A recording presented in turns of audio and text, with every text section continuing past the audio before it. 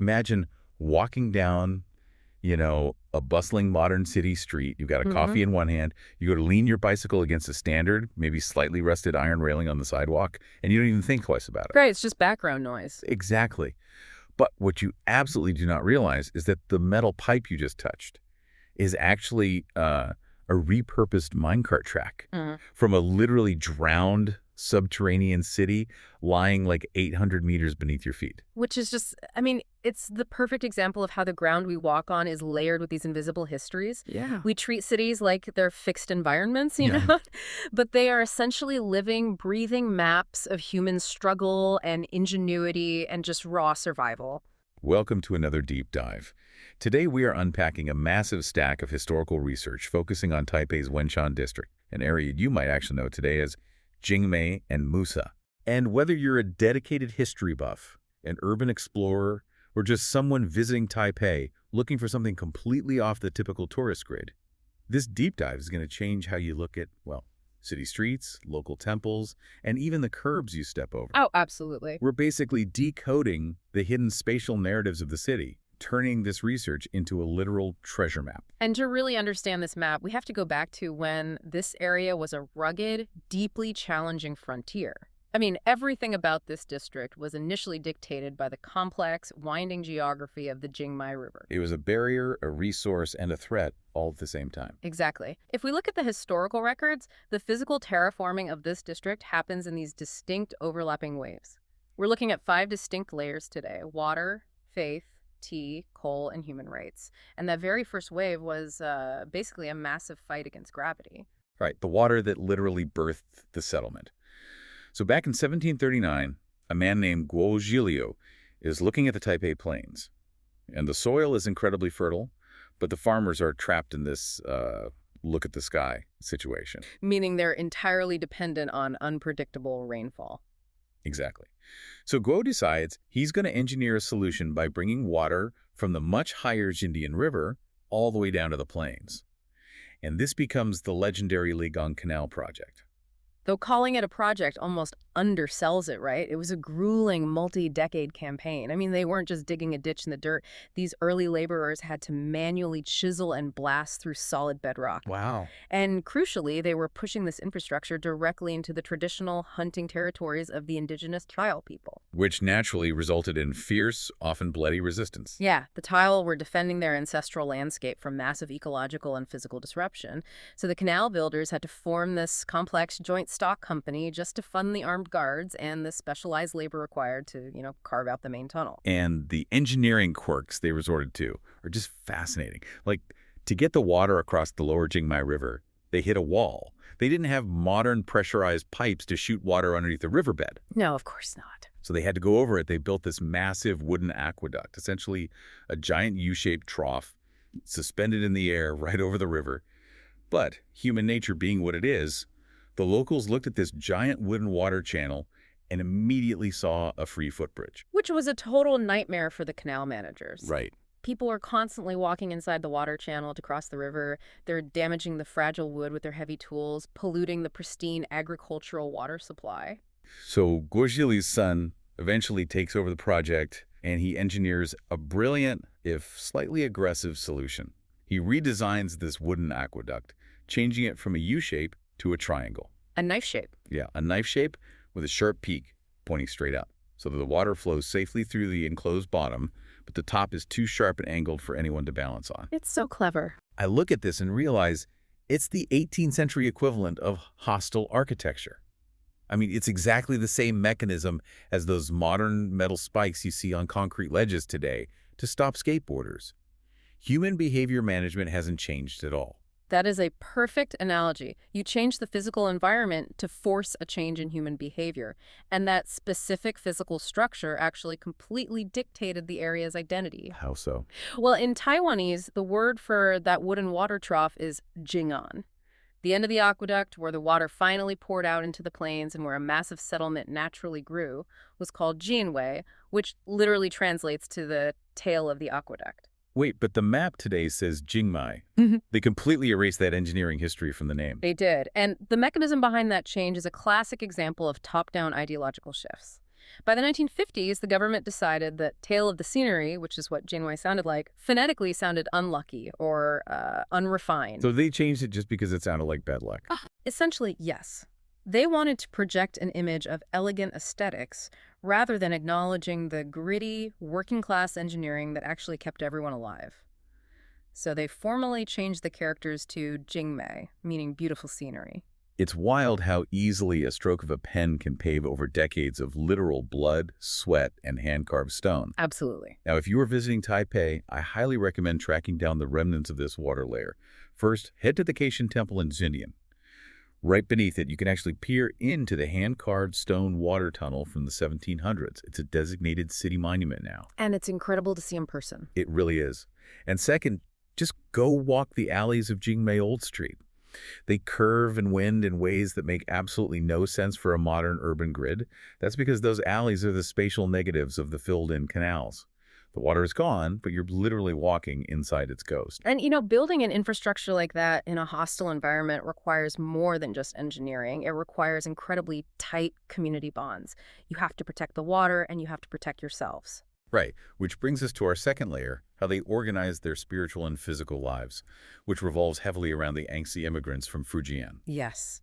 You had these three massive extended families dominating the area, the Gaos, the Lins, and the Zangs. And to survive the harshness of the frontier, they pooled everything. They even shared a single guardian deity, the Baoyi Zunwang, to protect them from conflict and crop failure. But that unity didn't last forever. By 1853, after what the historical records call the Tingxia-Jiao conflicts, the demographics had shifted. The population had grown too large for joint worship. Right, as resources thinned out, intense and sometimes violent factional clashes broke out. The single community framework was just collapsing under its own weight. So they realized they had to physically separate. And to divide their shared holy relics fairly, they used a traditional lottery system called ENG, basically drawing lots. A very high-stakes lottery. Very. So the Gao family draws the winning ticket and gets the main god statue. The Lin family draws second and gets the statue of the god's wife. And the Zheng family, they get the porcelain incense burner. Which sounds terrible, honestly. Right. I mean, is it really a fair split if you just get an incense burner while the others get the actual statues? It does sound like they drew the short straw. But we have to understand the mechanics of early spiritual practice here. That porcelain incense burner wasn't just a dish. It contained the accumulated ashes of countless prayers from their ancestors. Oh, wow. Yeah, it was viewed as the literal, concentrated vessel of the community's spiritual energy. And practically speaking, this lottery was a stroke of genius for urban planning. Because it wasn't a bitter family feud that shattered the town. It was this mutually agreed upon spatial diversification strategy. Precisely. The Gao family, holding the main statue, stayed firmly rooted in Jingmei to focus on commerce. The Zhang family, armed with their incense burner, took it up into the Muzha hills to farm. Creating a highly resilient dual economy in the district. Exactly. By physically separating, they built a commercial hub down below and an agricultural powerhouse up top. They diversified their economic portfolio using divine intervention. That's amazing. And if you want to see the legacy of this today, definitely visit the Ji-Ying Temple, which features some truly stunning 1924 architecture. It's beautiful. But the ultimate hidden gem here happens during the Lantern Festival. You can witness the annual cross-district patrol where they take the deities from the now separate temples and parade them to reunite. They temporarily recreate these ancient family alliances right in the middle of modern Taipei traffic. It's this beautiful collision of ancient ritual and modern infrastructure. And that agricultural powerhouse the Zheng family built in the Muzha Hills, that didn't happen by accident. No, it didn't. And this leads us to the T layer of the district's history. Yeah. And the sheer audacity of this part is incredible. It really is. So it's around 1895. Taiwan is undergoing a massive geopolitical earthquake, transitioning into the Japanese colonial era. Borders are hardening. But up in the Muzha Hills, a man named Zhang Naimiao decides he just doesn't care. He doesn't let political borders stop his agricultural business plan. Right. At the time, Muzha was producing a standard, everyday tea. Zhang Naimiao realized the soil in a specific microregion of Muzha called Meokong perfectly matched the soil of his ancestral homeland back in Fujian. So in the middle of intense political upheaval, he physically travels back across the strait to Fujian. He essentially acts as a one-man agricultural espionage unit, smuggling premium Tieguanyin tea saplings back into Taiwan. It's modern corporate espionage, but in the 1890s. Exactly. It proves that these grassroots transnational family networks were far stronger than the borders empires were trying to draw on maps. I mean, it's like cross-border open source tech sharing today. And the crucial detail is that he didn't just smuggle a plant. He smuggled a highly guarded, incredibly labor-intensive manufacturing technology. Authentic Tieguanyin is heavily engineered. Oh, the processing mechanics are punishing. I completely geeked out over this. They use a technique called cloth ball rolling. They tightly wrap the bruised tea leaves in heavy cloth and repeatedly compress and roll them into a tight ball to break down the cellular walls. It's intense physical labor. And then it undergoes this grueling, slow, charcoal roasting process over many hours. That specific, demanding methodology is what forces the leaf to develop its signature ripe fruit aroma and deep roasted flavor. And the ultimate irony of his smuggling operation is how the authorities reacted. By the 1920s, the Japanese colonial government tasted the results. And instead of arresting him, They officially hired him. They made Zhang Naimiao a state instructor to teach his proprietary methods across the region to maximize exports. from rogue botanical smuggler to state-sanctioned master craftsman, if you are exploring Malkong today, you have to stop by the Zhang Naimiao Memorial Hall. It is a micro-treasure trove where you can see his actual antique tea-making tools and those official Japanese certificates. And also, walk over to the Muzha Farmers Association Tea Promotion Center. They still operate the ancient traditional charcoal roasting rooms. You can literally smell the history we are talking about. That aroma of roasting tea defined the surface of the hills for decades. But the wealth generated on the surface, as you pointed out in the notes, was eventually dwarfed by what industrial capitalists discovered right beneath those tea bushes. The extraction of black gold. We're moving from green gold to black gold, the subterranean boom and bust. The post-war era brought a massive coal boom to fuel Taiwan's rapid industrialization, and Wenshan sat on a vast coal deposit. The historical records highlight the Fengshan coal mine as the crown jewel of this era. The scale of the engineering is just staggering. We are talking about a subterranean city plunging 800 liters deep into the earth, tunnels stretching over 1,200 meters long. Every day, over 500 people descended into the dark. But the very geography that provided the coal was also primed to destroy it. Right. On June 3rd, 1984, there was a devastating flood. The Jingmei River swelled so rapidly that it breached its banks. And the physics of this disaster are terrifying. The mine's massive ventilation shafts were sunk directly into that floodplain. So when the river breached, those vertical shafts acted like giant funnels. Wait, so the river didn't just flood the surface? It poured into the shafts. It inverted into the ground. The immense weight and gravity of the river poured directly down the shafts, completely drowning the 800-meter-deep complex in a matter of minutes. That is horrifying. The heavy machinery was destroyed, the tunnels were permanently compromised, and the entire local coal industry basically died in a single afternoon. It's haunting to think about a massive industrial complex with hundreds of workers just vanishing from the surface of a modern city. But as we discussed, it didn't really vanish. It became the literal foundation of the community. Right. The massive capital it generated over the decades seeded the Namchow Group, which is a huge consumer goods conglomerate in Taiwan today. It shows how raw resource extraction morphed into modern consumer capitalism. And the physical legacy is written right into the modern map. The bustling residential neighborhood of Wanfang is literally just a linguistic mashup of the two dead coal mines beneath it, the Wanlong mine and the Fengshan mine, Wanfang. It's an incredible piece of spatial memory. Which brings me back to the hook we started with. My absolute favorite hidden gem for urban explorers.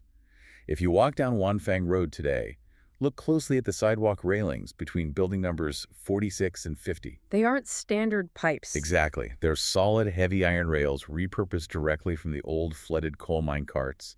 You can touch the subterranean history and look up at the local utility poles. Many of them still bear the faded printed code Fengshan.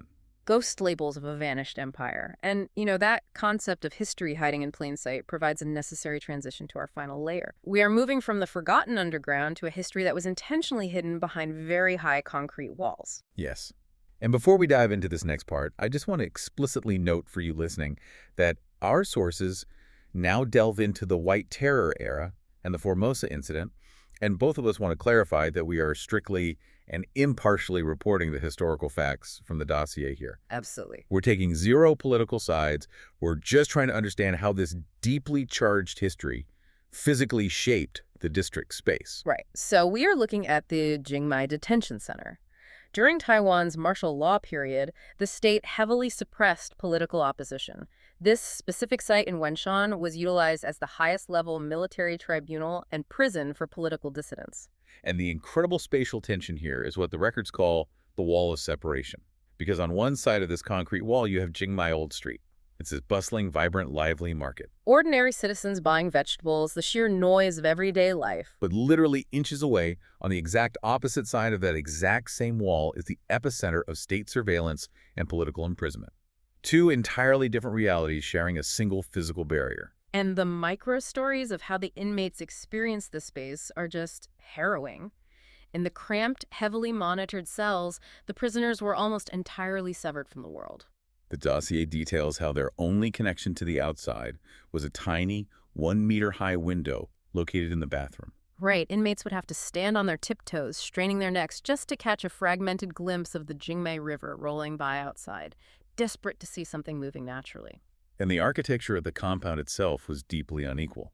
While political dissidents were crowded into those dark cells, the state built the Wang Ziling Special Zone within the very same prison walls. Which was essentially a luxury, standalone villa constructed specifically to hold a disgraced former intelligence chief.